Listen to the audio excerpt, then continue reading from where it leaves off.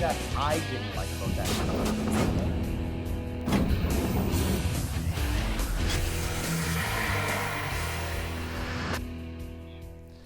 Booyah, and it's time for the Game Sports Show. It's your host, David McKaig, inside On TV Studios. The Game Sports Show powered by ESPN, Sioux Online on TV, and also thegamesportshow.com. Very happy that you're able to join us. And we're going to start off the show on an unfortunate, sad note. I want to give my condolences to a friend of mine through baseball, slow pitch, and hardball, as well as just knowing him out in the community and also working at CBSA at the border, to Gus Stocko, who suddenly passed away on Friday. He was a listener of the show and also a friend of mine, obviously, and obviously a fan of the show and just a well-known individual in the athletic side of the community and just in general in Sault Ste. Marie. So I wanted to say my condolences to his wife, to his 2 young boys, and to all of his other friends and also family members that were involved in Gus's life. So condolences out to that family, and may you rest in peace, Gus Stocko.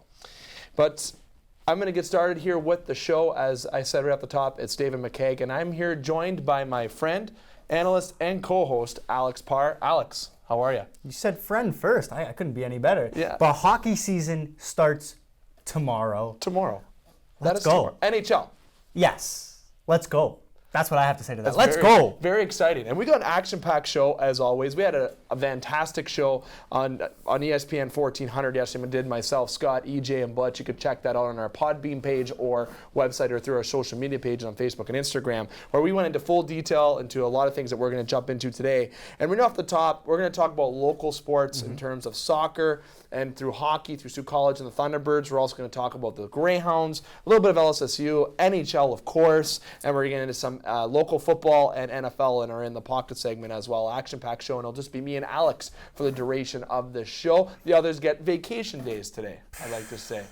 Whatever. Until tomorrow, because tomorrow and Thursday we're at Sports Center and Northern, respectively. So, Alex, going to get started with the show right off the hop here and kick it off with Oklahoma University soccer. Okay, I'll give you that one. That was pretty good. I'll give you that one. Analyst of our show, cousin of mine, friend, family member, everything for the Game Sports Show, Daniel Scarpino, who did a fantastic article that you can see on our Facebook page on the Game Sports Show, and as well as you'll be able to see it on Sioux Online as well. He did a fantastic article with Oklahoma University soccer, as always. Absolute fire, I call it. And men's soccer, they were at Brock, and Brock won 7-0 over Oklahoma U. Now they dropped to 1-7-2. For the women's Brock, again, women's Oklahoma University soccer, played against Brock. Brock won 2-0.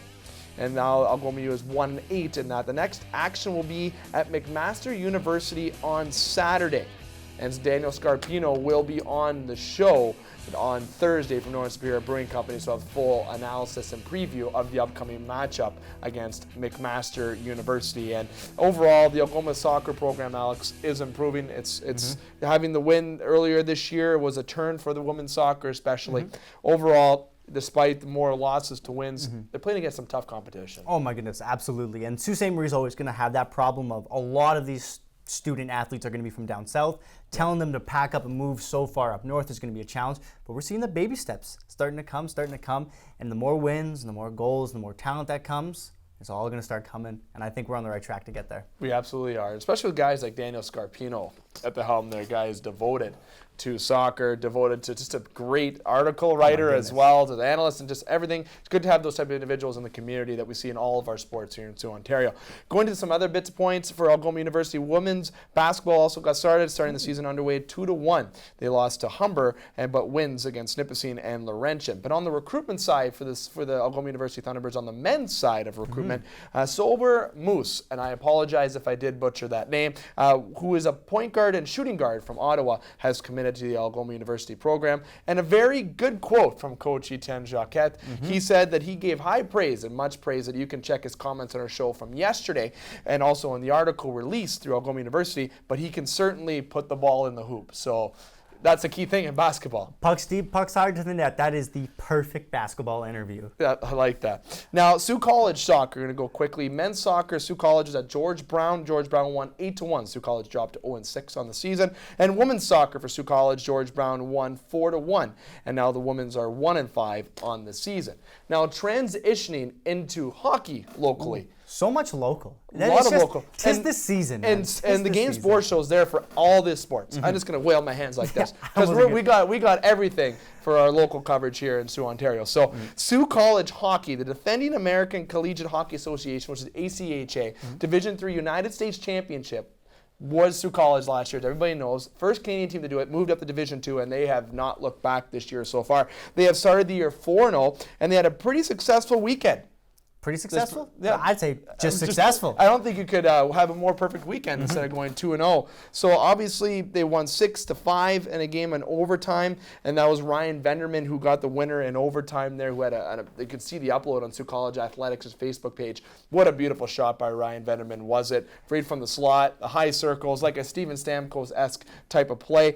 And then on Saturday as well, Sault College was playing, and Mark Tassoni scored 3 times in that game to get the victory there for Sault College. And overall, to start the year 4-0, you can't go wrong. That's exactly what they needed to do. I thought the game where it went 6-5 on Saturday in overtime, that's the closest the team has taken Sault College in, a year and a half? Yep. Then the next day they come out of the gates, probably a little bit more well-prepared for them, and beat them 7-2. So I think the team that came closest to them, who made maybe them sweat a little bit, got smoked, to say the least, the next day. So I think Sault College is still in good hands, and we can probably lean on them protecting that perfect record for a little while longer, but don't mind me. Knock on wood. Knock on some wood.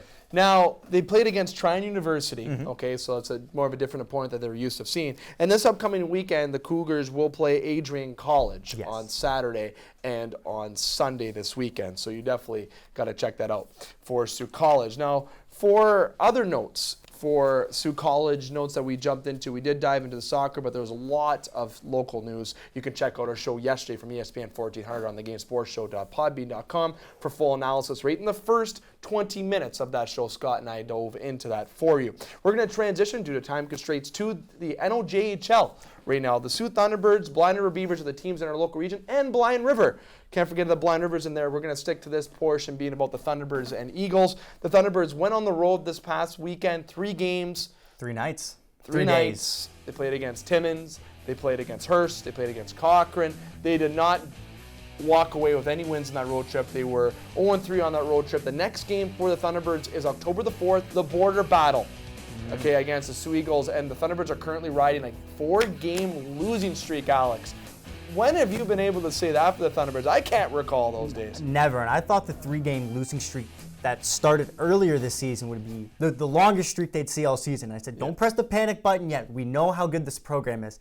I'm just going to lift the cover off, and if you want to hit the panic button on this season, it's right there. But I'm not going to do it yet. No, not yet. Trevor Zachary, GM of the Thunderbirds and also GM of involved with Northern Superior Brewing Company, John Parko and the great coaching staff there with the Thunderbirds. They know what they're doing. They got a good core group of players there to the Thunderbirds. So you got to make sure you trust in this program. It's only 9 games in. There's still a lot of games to go. And they are 7 points behind Rayside right now, who have a very hot goaltender and David Bowen. And speaking of David Bowen, the Rayside Balfour Canadiens defeated the Sioux Eagles 2-1, who now dropped to 2-3-1-1. The Thunderbirds are 3-6-1 on the season, which you don't hear too often, but again, still early. David Bowen had 39 saves in that matchup against the Eagles. Joe Bowen's son, who's a listener, frequent guest, and follower of the show, and Leafs voice legend Joe Bowen. Give him a follow on social media. Always has some good Notre Dame pictures that he uploads. But now the Eagles were idle this past weekend. We'll have 2 games this weekend, as I mentioned. You can hear those games with the obviously friend of the show, co-host of the show in the United States side of the show, Scott Nason.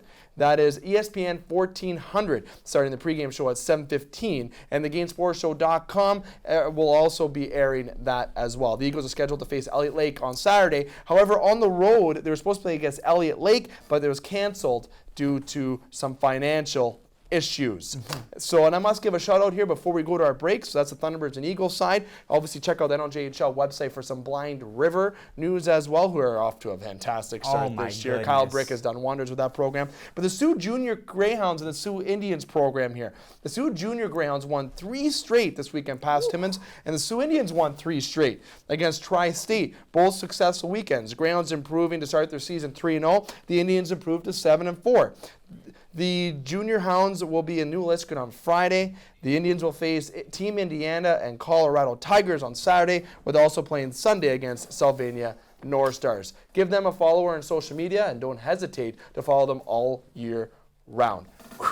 That is a lot of local coverage that we dove into. We're going to take a break. Alex and I have a little sip of water. When we come back, we got some more hockey news locally with the Greyhounds. Don't go anywhere.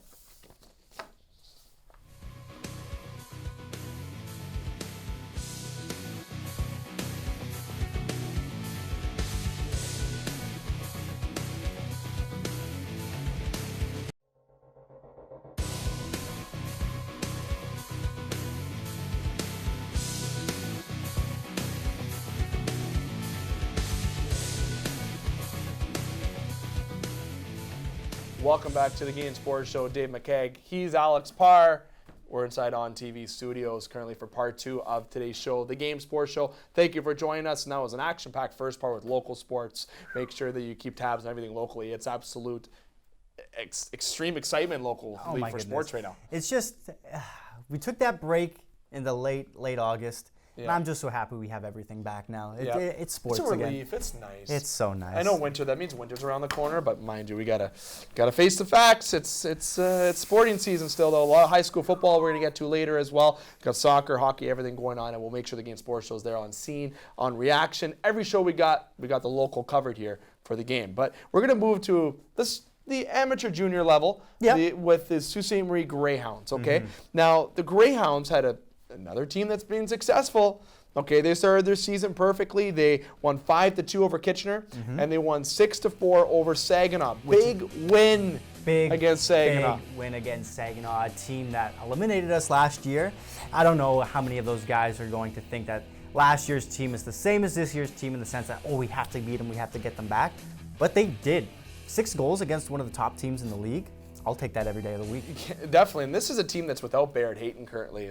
I don't know if people remember this right now, but Barrett Hayton, we don't know if he's coming back or not, but if he does, this might be a pretty dangerous team. That would be even more dangerous. Somebody right beside Barrett Hayton, I would love to see Jaromir Pitlick. And we're going to talk about Pitlick in just a few moments as well. We're going to make sure to remind the listeners this weekend, and the viewers, sorry, I shouldn't say just listeners and viewers here on TV. But with the Greyhounds this weekend, they play against Sudbury on Saturday, and Sunday is against Peterborough. Okay, so big games. I'm excited about the Sudbury game because they got some good prospects there, Sudbury, and a big center there as well who's rated to go in the tops. I know we got some players that are rated to go in the top round this year. But you can listen to those games. There's a lot of ways you can view them. There's radio, there's TV content. But in terms of the radio content through Sovereign Communications and ESPN 1400, our partners, through Rock 101 with Jerry Linscomb Jr., with our show partners at Sovereign Communications, you can hear the show on Rock 101 there for each game Saturday and on Sunday. Or you can just make sure that you get down to the Gardens as well to enjoy some hockey. The Game Sports Show is going to be there, so you should be there. Now, the Hounds going to action this weekend, 4-0, and we got 2 topics to get to before we go to talk about LSSU quick before break. The 4-0, are they for real, Alex? Yes, I think they are for real. I think people need to understand that, no, this isn't the same team as last year.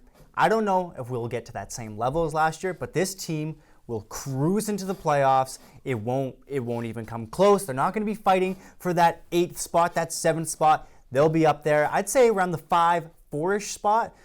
So we'll be watching playoff hockey again. Yeah, definitely. And I remember talking to some professionals in the sport saying that they didn't think the Hounds were going to be a playoff team this year or fighting. And I remember giving them the or that kind of look with the face where you give him the blank stare. Yeah. That's where I went with it, okay? Because he is definitely the Greyhounds are a team that are not going to be even middle of the pack. They are going to be a top 3, in my opinion, in the conference this year. So the Hounds are for real, and if Hayden comes back, it's going to be even more dangerous. Are they for real? Absolutely. And if Malik comes back or comes over from overseas, there's going to be a goalie controversy there in the Hounds that I love when there's a goalie controversy. Goalies play better, they push each other, and overall, the team, if they do get Barrett back, maybe at the deadline they make a little bit of a splash and they just make this team a little bit better to maybe get them over that hump. But we'll see. Sudbury, Saginaw, and Sudbury obviously being the other conference, but you got Saginaw, you got a pretty deep conference there to do the Hounds, so it's going to be tough, but they definitely have the team to do it. But the next thing I want to ask you, Jaromir Pitlick. God, this is going to be more of a two-parter kind of question. Pitlick came over late last year, and he is obviously a favorite going into the first round this year in the National Hockey League. And Jaromir Pitlick started the season right now with 7 points in the first 4 games. Last year, he just had over 25 points. It was just under 20 points, sorry. Yes. And it was about 25 games, I should say 26 to be exact. He is young, he's big, 6'3", just under 200 pounds. Is he a first rounder? Is he a first rounder? Wow. This draft is pretty deep. You're seeing a lot more Canadian talent go this year as opposed to a couple of years past. Can he do it? Absolutely. I think he can skate very well. Just a little bit more speed I think would help him a lot. He puts himself in the right places. I think he could work on getting that right touch, that shooter's touch where he just finds the back of the net. But what he's doing is everything you need to do to be in that conversation for a first-round pick. Now, the question that I'm being asked a lot by fans, viewers, listeners, is Ryan O'Rourke or Jaromir Pitlick? Who goes first? Now, we're not comparing who's more impact on a team or nothing because they're both as equally impactful on the team. And I'm a huge fan of Ryan O'Rourke, as everybody knows. Absolute truck, Canadian as well. No offense to Jaromir, I'm just saying. Like a little bit of an edge when you're Canadian, just a little bit. But either way, at the end of the day, who are you picking? If your team going down, it depends what your team needs are too. It's so different. But if you really had to choose a guy, who do you think is going ahead of who in the draft? I think Pitlick, only based on his size. I mean, he's 6'3", almost 200 pounds at 18 years old. You give him another 5 years to pack on some muscle, oh my goodness, clear the roadways. That truck's coming through. I think only based off that, just for the size alone, both of them, so much skill. You just see it. They pass the eye test every single night, but I think Pitlick's just going to get the edge based on the size, and you can't teach that. You know what? I think people may disagree, but I see a lot of a Marian Hossa in Jaromir Pitlick. And not because of the country. No, I just see the size. I just see the same kind of the presence on the wing. That's what I really see, and I think he is going to be a first rounder, and I think it's going to be a 4-pick difference. To be honest, I'm going to go exact at 4. I don't want to say 5. I want to be exact at 4 because I want to look smart if I'm right. I think Ryan O'Rourke is going to go ahead of him, but because defense is a very coveted position, and in today's game, a lot of these defense, including Ryan O'Rourke, has adapted to the modern type of game for the speed, and having that edge for that on the defensive side, and him having that talent as a defenseman, I think he will go ahead of Pitlick, but it'll be a very close ahead. Like in between that 4-3, it won't be too far apart. And it's going to depend on what the team needs. Now, are you saying they're both first-round picks, or one late first round, one early second? I figured maybe Pitlick would be a 35th overall pick just after. Somewhere real late. Or late first. I think they're both going first this year, especially if the Hounds have the year that they're having now all year. More scouts are going to be in the stands. It's going to be a little bit different. O'Rourke's going to have more attention when the World Juniors coming around. Pitlick as well if he gets to look to join. Overall, I think you got to give the edge to O'Rourke slightly, but I think they're both going to be first-round picks. That is my absolute opinion. Bold statements here on the Game Sports Show. You know what? We don't like making predictions as much, but what the heck? These kids are looking great. The Hounds looking great. I'm feeling great. I'm going with the greatness on that. All right. Okay. Well, now, I want to give a shout out to LSSU men's hockey. Okay. LSSU men's hockey just being around the corner as well. The Game Sports Show will be there to cover every second, including our on-scene coverage through ESPN 1400. Now, Lakers will be playing against Merrimack. Okay, that's October the 5th, and on Sunday, October the 6th, against Merrimack as well. And obviously, with LSSU hockey, it's 7 o'clock and 5 o'clock respectively. And it can be on our partner station of Sovereign Communications through Yes FM. Will be where the games are, and obviously the reaction, everything will be through our show on ESPN 1400. The Lakers looking to build off a solid year last year. Will they achieve what they did last year?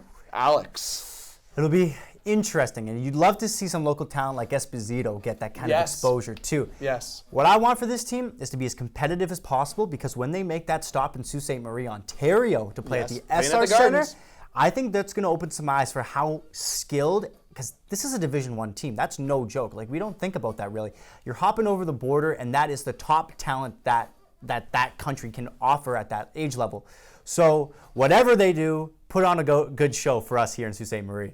I definitely think so. He mentions that game at the GFL. It's going to be an exciting game. Make sure you get your tickets for that. And do I think they're going to achieve higher than last year? I'm full of bold predictions, but it's not really bold. They are going to achieve one extra step. You're always growing as a program, and that's what NCAA has proven in terms of hockey here at Laker. And it's time to relive those glory days back in the late 80s, early 90s, right, Sioux Michigan listeners and viewers, Sioux Ontario listeners and viewers? It's time to get back on the train here of LSSU hockey and get out and support them because they got a very exciting team to watch. A lot of exciting local sports around. He's Alex. I'm Dave. This is the Game and Sports Show inside On TV Studios. We're going to take a break. When we come back, we're going to talk some NHL. RFA's season preview of the Canadian teams. You certainly don't want to miss that. So don't turn down that dial. Don't click away. Don't do anything. Turn it up. Keep it here, and we'll keep you entertained. Be right back.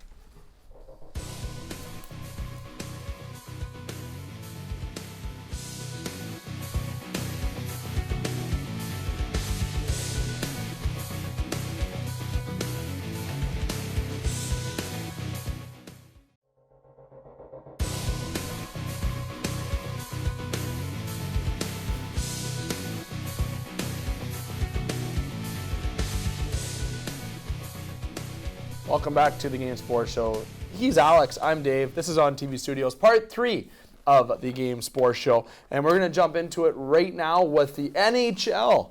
And it was a busy last week or so in the National Hockey League, especially in terms of contract. And since our Thursday edition of the Game Sports Show from Northern Superior Brewing Company, RFAs have basically fell off the board now, okay? And Patrick Laine, Gone. Kyle Connor, Gone. Mikko Rantanen, All off gone. the board. Patrick Laine goes for 6.75 for 2 years. Kyle Connor goes for 7.14 for 7 years. And Mikko Rantanen goes for 9.25 for 6 years. As the graphic will tell you right now, all of those big names, 2 of which on Winnipeg, which salvages Winnipeg's rough offseason that we're going to get to in our Canadian teams preview. But Alex, looking at those contracts, my friend. They look pretty nice, don't they, Dave? They look pretty nice and a little bit. Let me take off the host hat for a minute here. Let for me yourself. do it as well. Host hat coming off. Put your Leaf fan hat on for a second. What's your perspective as a Leaf fan and sports fan looking at those on the graphics? I have to choose my words nicely. No, you get going. Cameras are on. Let's What get I am going. going to say, though, is when Austin Matthews signed his long, big deal to make him the second highest paid player in the league, now you're talking about giving him the captaincy, which that's kind of tapered off in the last little bit due to the controversy. You needed to set the precedent. You needed to sit Matthews down and say, hey, look, we want you to be a leader. We want you to be a leader for a long time. Take a pay cut now. We'll give you the C. And after you win, we'll give you your big money. The same model as LA, the same model as Chicago, those modern day dynasties. Dynasties are hard to come by nowadays in the NHL. But teams that won, and then they gave their star players the money after. I don't know why the Leafs couldn't do that. Because every contract I see come out right now is just so far better than any contract a Leaf has gotten. Especially Rantanen's is pretty nice. And I mean, Dubas, man, I love you. You're a huge inspiration for people in Sault Ste. Marie, but man, you got to rein those in, man. Got to rein those in. And a lot of people look at it and say, oh, probably the taxes. Yeah, you know what? Sure, there's another side of it. However, there's ways you got to win. You're still young. 10 plus for Marner, 10 plus for Tavares, 10 plus for Matthews. Out of all that, Tavares has been in the National Hockey League longer than those kids. And Tavares is the one that could have said, you know what? This is what I deserve. He got his payday, and I was hoping Matthews and Marner would do the same. But let's get real. Everyone wants to get paid. The Leafs still have a good team, though. But overall, talking about Laine, Connor, and Rantanen, Laine and Connor go back to Winnipeg to salvage an offseason hasn't been pretty, okay? And we're going to jump to that in a little bit, but I'm going to dissect more of Rantanen's contract. Okay. Rantanen has had similar numbers to Mitch Marner, and he's $1 million and some cheaper. You look at Colorado, you're looking at the contract of Nathan MacKinnon, which is arguably the best contract in the National Hockey League next to Noah Hanifin. The guy's making 6.5, something for the next handful of years. Last I checked, he's one of the best, if not the best player in the league right now. Okay, NHL defenseman, a friend of the show and friend of myself, Colin Miller, in a previous interview of the Game Sports Show, said the toughest player that he plays against is not just McDavid or Crosby, it's Nathan MacKinnon. The guy's speed, his tenacity, his grit, his scoring, everything is fantastic. on Nathan McKinnon, and that is where he set the precedence, as you said. And overall, all three of these deals, two of which being Winnipeg, they did pretty good on the contract signing. Patrick Laine, you got 2 years to prove that you can still put it up goals because you were supposed to be the next Ovechkin or Solani, whatever you want to call it, but you're still far from that, in my opinion. You got to prove your worth with that. But let's jump into our Canadian team preview. Woo! Let's do that, okay? We got the time constraints. We got to make sure we get into the criteria that we want to talk about a lot here. And all 7 Canadian teams. All 7. I was told by some experts in the National Hockey League and also from Scott Neeson, who's one of our hosts, as we mentioned here on the show, he thinks this is the year for Canada to finally lift a cup. Wow. Okay, you can listen to that. He said that yesterday on the ESPN 1400 side. But Vancouver, we're going to start with here. Okay, we are going to start with the Vancouver Canucks. Okay, Vancouver Canucks had a lot of kind of change this offseason. Okay, you had Tyler Myers come in. You had also Michael Furlan, JT Miller, Justin Bailey, some moves like that. Leading scorer was Elias Pettersson, 66 points. Last year they finished 35, 36, and 11 in 2018-2019. This year, okay, Vancouver has a little bit more expectations. And so does Elias Pettersson. Okay, is this the year, Alex, that they actually make the playoffs? Also, your kind of situation around Vancouver. I loved those 3 acquisitions that are up there on the board so much. That can be such a ferocious, miserable line to play against. You make that your 3rd or your 4th line, that's a full line there. Yep. And you don't have to delegate those players 1st or 2nd line minutes all the time. Those aren't really the guys that they are. Meaning you've got more time for your young guys to get out there and get scoring, and then you have reliable vets of the NHL who can shut it down. I forgot to add Tyler Myers to that graphic. Tyler Myers is a great guy to have in your back end. And I think Jakob Markstrom, we saw the best hockey of his career last year.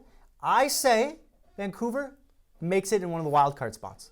One of the wild card spots is Vancouver is going to make it. And that's what we're going to do in this prediction. Just got to do a little analysis about the team in the offseason and give our prediction. I'll say with my analysis, they absorbed a big contract hit on Roberto Luongo. I think that's going to hurt them down the road. And Tyler Myers was pretty hefty. That contract is a little bit hefty. Hopefully he can stay healthy. If he stays healthy, they'll be worth it. But I'm going to say Vancouver. We're going to have different categories. No, just out, and yes to making the playoffs. I have just out in the bubble for Vancouver. Sorry, Vancouver fans. One more year and you will be there in the playoffs, in my opinion. Calgary Flames, let's jump into. The Calgary Flames had a different offseason as well. Nhl Lucic swap with the Battle Alberta making a little trade to try to help out each other there. You have Cam Talbot going over to Calgary. Tobias Reeder, who had an atrocious year last year at Edmonton, to say the least. Johnny Gaudreau almost had 100 points last year, Johnny Hockey. And Tkachuk re-signs for a pretty affordable cap hit on the team as well. So Calgary this year, Alex, did you like their offseason, and what are your expectations going into this season? I mean, how much of an offseason can you enjoy when Milan Lucic is coming? I'm not a big Milan Lucic fan, but it was really nice to see both Lucic and Reeder, who was the sole blame of Edmonton last year. They said Tobias Reeder is the reason why we're not doing any good. Great to see those guys score in the preseason against their former team. But for Calgary, not really any moves that you really had to make. I mean, you had 50 wins last year. Yeah. This team's going to cruise into the playoffs like they did last year. I think Cam Talbot will provide a little bit more stability. I don't know how sold I am on Rittich yet, just because he came into the league at 26. Usually not something you see from a goalie, but Calgary's offense is up there with one of the best in the league. They'll cruise into the playoffs, no problem. Definitely, and I think their defense is good as well, and I got to pretty much echo exactly what Alex said. You know, some great moves, and hopefully Tobias Reeder can get going. I like Tobias Reeder type of game, you know, hard worker, speed. I think he will bounce back in Calgary. Will Lucic, though? Not too sure. But overall, an issue with this team for me is their goaltending. I'm not really sold on their goaltending yet with Rittich and having Talbot there. I think they might need to solidify that at the deadline. I think that'll be one area of concern. But overall, this team will be in the playoffs, in my opinion. So next team we're going to get to before we go to break, the Winnipeg Jets, the team that we kind of started with here. Paul Maurice, someone we've had on the show before, and obviously Sault Ste. Marie native, obviously has had some good success there in Winnipeg, okay? Winnipeg last year was 47-30-4. The lead scorer is Blake Wheeler with 91 points, 20 of them goals.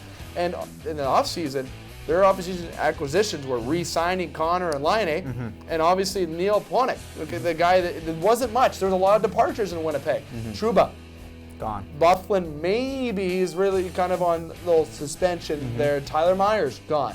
You know what? Right now, a lot of work is Connor Hellebuyck going to have to do. In that offense, Scheifele, Wheeler, and Laine, those guys are really going to step foot on the offense. A lot of the young guys on the D-corps are going to get a chance. Logan Stanley, there's some guys that are getting an opportunity, and they got to come in and fill some big shoes in Winnipeg. Yeah, and last year, too, heading into the season, I said, Connor Hellebuyck, this is the prove yourself year. You need to prove yourself. And he did. Flying colors. I mean, 47 wins on a season, that's a great season. Making yourself into the playoffs. But now it's going to be tested even further. You've got 3 core pieces to your defense gone. With Ponk will be nice to be there, but he's not a Bufflin, he's not a Myers, he's not that kind of player yet. He can be, he's young. Winnipeg will make it, but they'll be one of the bubble teams. I'm going to say they're going to be a wild card as well. Fair analysis. I like that. Now, I'll say with Winnipeg, great prediction there by Alex, and I'll say that the signing of Laine and Connor is huge.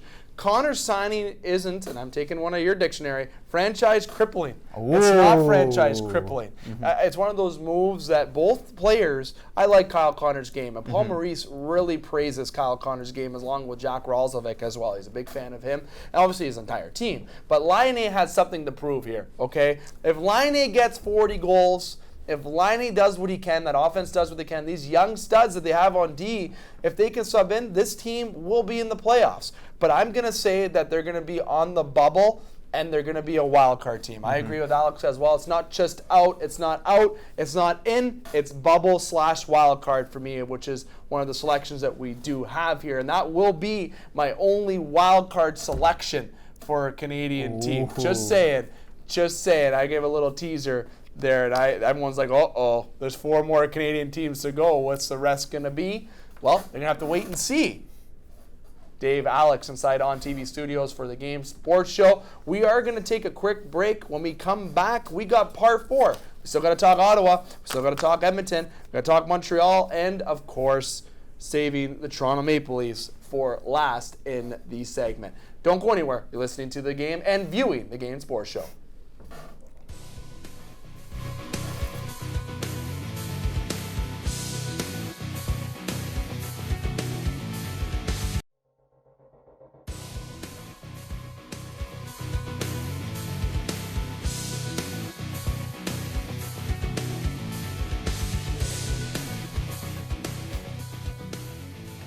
Welcome back to the Game Sports Show. He's Alex, I'm Dave. We've been here the whole time for the Game Sports Show inside On TV Studios. Alex, great stuff we've been having so far, and we're just getting into the middle part of the show, part 4. Now, we got 4 Canadian teams left to talk about. Ottawa Senators, we're going to jump into next. Those pesky Senators, okay, those pesky Sens, you have an opportunity this year to play a lot of spoilers, to be a very exciting team to watch. Okay, you had Artem Anisimov, Scott Sabrin, you brought in Connor Brown, Nikita Zaitsev, Ron Hainsey this year. It's going to be a full year of Eric Brandstrom being there in that big Mark Stone trade. You know, you have Greg Anderson, who I'm a big fan of, his leadership in net. I really think Ottawa is going to be a very exciting team to watch. They will improve from last year, in my opinion. Okay, but before I give my prediction on where I think they're going to land this year, I'm going to you first. I'm throwing you under the bus to go first. Like a dead fish, belly up. I don't expect much of the Senators this year. I don't think the Senators are expecting much of themselves this year. No. I think you set a really big precedent, I guess I would say, for your team in signing Chabot, getting him locked up for that long. Good contract again, too. Because we're going to be talking in 5 years from now how great $8 million is for Chabot. But I think that says, hey, you've got a potential superstar who looks like he's going to check all the boxes there, he is, who is committed to your team. What does that say to other free agents now? He wants to stay there. He wants to help out. Maybe this team's going in the right direction. I think they're going in the right direction, but this ain't going to be the year that they're winning the Stanley Cup by any means. No, definitely not. I'll agree with you. But you know what? They're still, like I said, going to play a lot of spoilers this year. But they will not make the playoffs in our prediction here on the Game Sports Show. Clean sweep with that. The Edmonton Oilers. Now, we have a host and analyst on the show named Dane Hancho, who most viewers of the show, and obviously listeners know him more so, who has not been on the show, and he won't be for another month or so. So he can't defend himself here, so I'm going to have a little bit of fun. The Edmonton Oilers, 35, 38, and 9 last year. Connor McDavid or people like to call him McJesus, led the way with 116 points last year, 75 of them assists. James Neal, Josh Archibald, easy for me to say, and Thomas Yurko were some acquisitions this year there in Edmonton, and obviously Mike Smith in net. Yes. Okay, so they made some acquisitions and made some changes. A lot of players went on the waiver wire, and a lot of things might happen even while we're recording the show. So I thought maybe the Oilers would be active on that waiver wire, see if that will happen by the end of the day or tomorrow. So overall, the Edmonton Oilers are trying to make change. And they brought in Ken Holland as a GM, and you make changes throughout your staff. And the Edmonton Oilers are trying to get that respect back in their organization. I'm going to go first here because it's not fair if you go first each time. All right. I'm going to say the Edmonton Oilers. We've had 4 different categories. I said we'd have 3, but we said just not in bubble and playoffs. I'm going to say it flat out that they're not going to make the playoffs this year. The Edmonton Oilers, due to the acquisitions, they're making the right steps forward, I will say, and Connor McDavid still needs a bit more support. I'm not fully sold on Koskinen, and Mike Smith, he'll be a good veteran in the locker room, a guy they can maybe get some picks for at the deadline, maybe a team that needs a goalie if there's an injury. And overall, I think that it'd be a big year for Darnell Nurse, Adam Larson to prove himself. Next year, if the Oilers can stay in this direction, they will be a playoff team, but not this year, and they won't be on the bubble wild card. They'll be about 10 points or so out, so I say they're not going to be a playoff team. Yeah, and to keep my rebuttal there short and sweet, everything you just said, but a little tiny rant on top, that Koskinen contract made no sense then. It doesn't make any sense now. How do you give a guy that's played 7 years of pro hockey, only 32 of those games in the NHL, a 3-year deal for $3+ million? That was Chiarelli's last hurrah. And it felt like he was just going out the door like, oh, you want to fire me? Here's a little sprinkle, another bad deal in there. See you later. So that blew my mind. I don't know. I just don't know with that Koskinen contract. But like you say, they should have been all over that waiver wire. I mean, guys like Sven Baertschi. Imagine Sven Baertschi playing with Connor McDavid. And it's funny, Dane said the same thing. Right? And I mean, Oilers fans are saying it. You could play with Connor Nick McDavid. Petan. I could play with Connor McDavid and score some points. So why don't you get some actual guys that can skate quickly, have a decent shot and some hands and the offensive pieces there just to play with him? I feel so bad for this kid. Not a kid. I think he's older than me, 1 year older than me, but McDavid, man, stick it out. I really want to see this cup come back to Canada, and if that's Edmonton, that's great. But man, they've got to do something to entice him to want to play there. Sven Baertschi and Nick Petan were guys I thought the Oilers would be. Maybe something will happen before the night is done here. But Montreal Canadiens and Leafs are left to get to, Alex, before a break. So with the Montreal Canadiens, and I'm going to slide over to you here first, they overachieved last year, in my opinion, and that's not a chirp to them, okay? Some offseason acquisitions, Nick Cousins, former Greyhound, Ben Sherratt, and Phil Verone going over to Montreal, 44-30-8 last year. Max Domi led the way, 72 points, okay? They made some good depth moves. They're apparently in the market to look for a defenseman. Apparently Jack Johnson is one guy they're looking at in Pittsburgh, and Jonathan Drouin might be on the trade block as well. There's a lot of things going around in Montreal currently. And I'll say right now that the Montreal Canadiens did overachieve last year, but that is not a chirp. As I said, that's the second time I said it. Alex, going to you first. Did they overachieve last year? What do you think of their offseason, and where are they in prediction? I think they did overachieve as well. I think if their offseason included the name Jack Johnson, they are so far gone from what this league is now and who's skilled. Jack Johnson, man, that career is over. I don't think he's helping. I mean, maybe come in as your 7th guy, somebody that's still got a little bit of legs to him, but I would not want to see him as a regular in a lineup by any means. No. Montreal, you going to make the playoffs this year? No. I think Jonathan Drouin's stint as a center was failed miserably. I think they brought him to his hometown to come and play in front of that French crowd that he's from, and then they take him off the wing and try to make him a center because the team needs it, and I think that was an awful decision. And as far as that goes, I don't think your team's making the playoffs when Max Domi's leading the way in scoring. Very good Hate analysis. to say it. And Max might not like that, but I couldn't agree more. My big thing is Drouin is a winger. They need center on this team, and Carey Price has to be healthy. If Carey Price isn't healthy and they don't get a centerman, this team is going nowhere fast. I'll tell you right now. And I think Montreal still has a very exciting team, though. They're quick with Pooling coming up. They got some excitement there. If they can maintain being healthy, they could be a bubble team. And that is where I'm going to say they're not going to make it, though. But they are on the bubble cusp for me, though, okay? It's not like the Ottawa Senators kind of the side where they're not making it.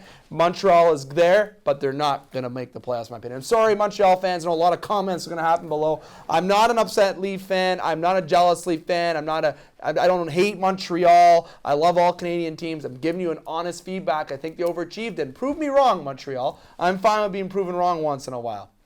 Like, there you go. So I will say next up with the Montreal Canadiens quickly too, Florida Panthers. The reason why I say they're going to be on the bubble just out, because I think Florida is going to be that team that's in the Atlantic as a surprise team. That's why. Bobrovsky, Barkov, that's going to be a good year if you're a Florida fan, in my opinion. Next team we got to talk about before break is the Toronto Maple Leafs. This will finalize our full 7-team analysis. The Maple Leafs, 46, 28, and 8 last year. Mitch Marner led the way, 94 points. Alex Kerfoot, Tyson Barrie, Jason Spezza, re-signing Marner. Okay, and now Rasmus Sandin, former Hound, and Timothy Leguerin being a part of the lineup right now as well. And Ilya Mikhailov as well. They got the Russian in there. They made some moves in Toronto. And I'm going to go to you first, Alex. Here again, your full analysis of the Leafs offseason and just overall reaction about the Leafs and where you think they're going to go this year. Well, I didn't like the contracts, as I know the viewers and the listeners have already heard from me saying earlier in comparing the other RFA contracts. For the offseason, I don't know how much better the team gets with that Kadri trade, just because you're losing Gardner and getting Barrie, two guys that I think are similar in the ways they play. I'd give Barrie the edge in the skill-wise. Yeah. Kerfoot, and smarts-wise. Yes, Kerfoot coming over as well. I don't know how much better that team is after that trade, but they're going to cruise into the playoffs, no problem, without a doubt. I don't think anybody watching this show right now is going to dispute that either. For the Leafs, I mean, you've got one of the top 5 offenses in the league that you had last season. It'll just be, can Marner do the same thing he did last year? Can Mathieu stay healthy? And can Tavares put up another 45-plus goal season? Definitely. Healthiness is going to be key, especially for Matthews. And I think it's important that we name a captain this year, to be totally honest. And rumors from Elliot Friedman, it seems like the Tavares might be getting that C this year on opening night tomorrow. We will see if that is going to be the case. Overall, for the Toronto Maple Leafs, I love their offseason moves. Tyson Barrie's contract, he may be there next year or not sure. It was a risk you have to take. And defense is still an area of concern here for me with the Toronto Maple Leafs, okay? And I'm keeping my host hat on here for a second. I think they need to improve that D course somehow still this year. Hopefully Hyman gets healthy quick, and they can have that full lineup there in Toronto, but I like what they're putting on the ice.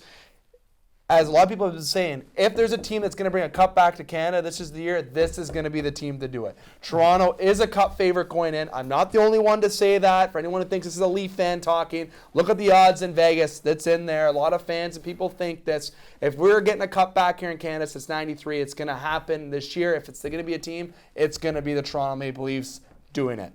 And I predict this is going to be a team that's going to cruise into the playoffs and make us proud at the end. There's my prediction. Dave McKeag, Alex Parr on TV Studios. We're taking a break. When we come back, we got part 5 of the show. Get into some In the Pocket segment. Don't go anywhere.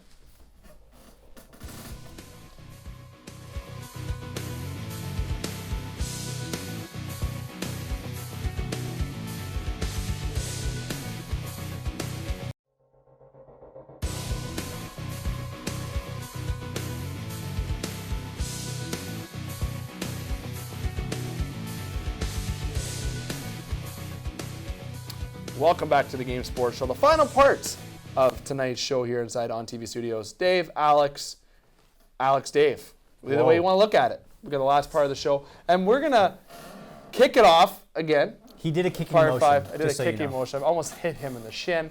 It is In the Pocket segment. And In the Pocket time it is. Let's get it.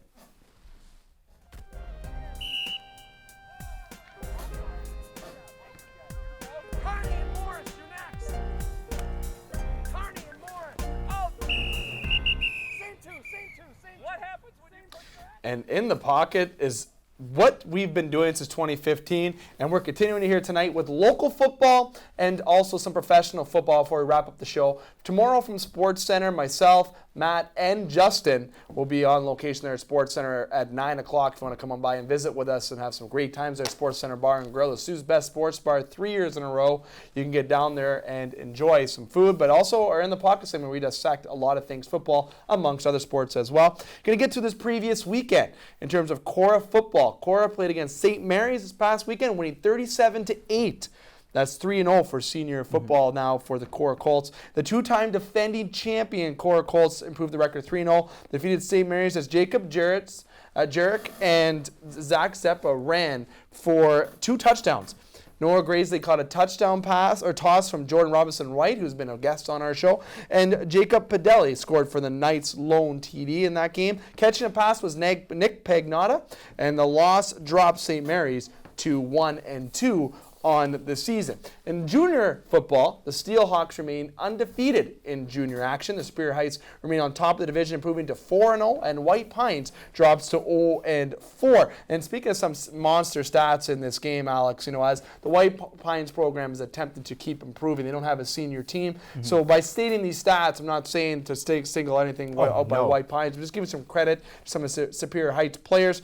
In terms of Gabe Barkley, ran 131 yards on 5 carries and had a touchdown run of 61, while 14 yards was ran for 115 yards on 6 carries by Ray Rommel. Sorry if I said that last name incorrect. The touchdown included touchdowns on runs of 3 out of 4, 54 yards. So many numbers. So let me re-say that. That included touchdown runs of 3 and 54 yards. There we go. I finally got it correct there. Gavin Ney had 130 yards rushing for Superior Heights on 15 carries, and Grant Rains caught a 54-yard pass. Now, defensively, the Steelhawks had a lot of statistics, and they were completely solid in that matchup. Now, for games this weekend, the Cora Senior have a bye, but Cora plays Saturday in exhibition against Harbor Springs. St. Mary's will play against Superior for junior on football. That'll be Friday for the junior league for St. Mary's and Superior. And then Cora Junior will be playing against White Pines this week. And that we'll get into a full dissection of that from our show Wednesday from Sports Center. Overall, lots of numbers that is throughout there, lots of results. We're going to get into more detail on tomorrow night's show, but either way, Superior had a great win. Cora had a great win to continue their season. Some great games coming up this weekend, Alex. Now, what's nice to see is, I did graduate from Cora, so go Colts. I'm a Colt, right? So what is nice to see, though, is the junior ranks kind of shifting. Now seeing Superior Heights in junior go undefeated, hopefully at some point that these ranks can kind of come and balance out, because we see how far Cora's programs come over the course of the last few years. They're ranked top 30 in Canada, I believe. Yep. If we could get another program in the city to be anywhere in the conversation of that top 50, to see those two teams go head to head, they'll just push each other, and our football presence will keep going and going and going. And I got to give a big thumbs up to Tom Annett for absolutely transforming that program. TPW. Definitely had a great segment on our show last week, did Tom, for sure. In the Cora program has done wonders. My high school, Alex, was Basil's and the Dunn, 2-2. I split the years there. They're both gone. Basil's is now Mary's, and the Dunn is Superior Heights. I ain't cheering for anybody. My schools are, closed. Kiboshed. So they're cut off. So unfortunately, I'm a curse, I guess. I went to your school, you're closed. Except Queen Elizabeth is still standing. The public school is still standing, still there. But moving on to the National Football League. Okay, continuing in the pocket segment. The Lions, had a tough loss against the Kansas City Chiefs this past Sunday, but overall was a good game. Okay, they played against MVP and Patrick Mahomes. Okay, they had him for 0 touchdowns. Mahomes got 0 touchdowns in that game. The Lions did what they could, and 3 undefeated teams now: the Chiefs, the Patriots, and the 49ers.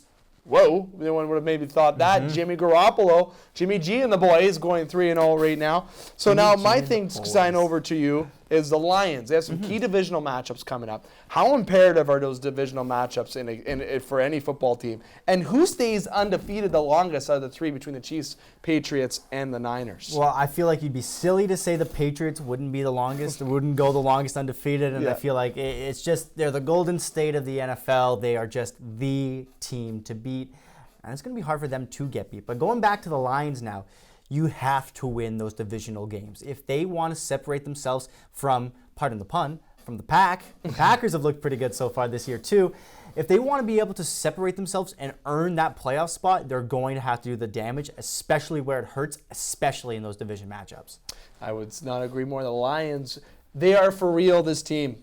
My Michigan viewers, listeners, Lions fans in the area, well, there's a lot. Okay, we talk a lot of Lions on the show, obviously, and I'll say right now the Lions are for real. This is a good football team.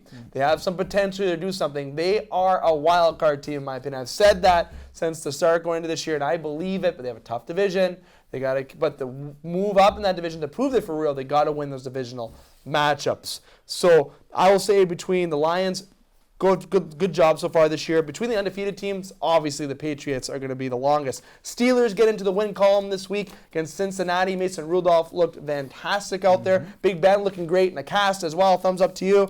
And another thing I'll bring up too for the Steelers is that they're trying to make a push in their division. They want a key divisional matchup. That's what the Lions are going to have to do there as well. I have thumbs up to give before we close off our show. Thumbs up, multiple, because we missed the past few weeks on the show with our thumbs up. NCAA ruled a bill which will pass in 2023 in regards to young athletes. Check out our Facebook page on the article and yesterday's show, and we'll talk about it more tomorrow from SportsCenter. But thumbs up to NCAA with that. Obviously, I want to give a shout out to the Toronto Blue Jays as well for their season. I like their season. They did great, looking onward and upward, as I said. And thanks to Justin Smoke, who believed not to return next year, or will he?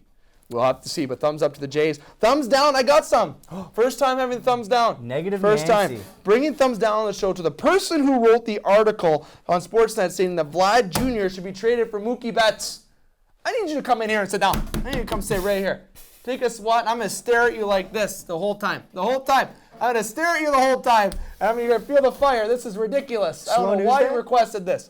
I don't know why you requested this. My earpiece almost came out when I said that. Okay, that's how fired up we are. I'm going to say right now that was horrible. That guy should be removed. I don't know if he must write for the Boston Red Sox. It did make for a fantastic comment section, though. Let me tell you, that guy got roasted. It's not happening. Good player, Mookie Betts. We got to keep flat. Oh my Getting to the sign-up portion of the show, as I know we're getting to that point. I want to give another shout-out to Gus Stocco, though, and obviously, as I mentioned at the top, condolences to family and friends, but also to the GoFundMe page that has been launched as well. You can check out my Facebook page personally, and the Game Sports Show also shared it, where you can donate. They have a goal to try to reach $20,000 to help get his two young boys some money into the bank to go towards school. You know how difficult it is to go to school. So I think it's a great cause. Doesn't matter how much you donate, it's the thought that counts. So make sure you go out to that GoFundMe page. I want to say thanks to Alex, to everyone here on TV, Inside Sioux Online, ESPN 1400, and all the proud sponsors of the show. We'll be back tomorrow night from SportsCenter Bar and Grill, 9 o'clock. Make sure you check that out. And make sure you follow The Game Sports Show at The Game Sports Show on social media,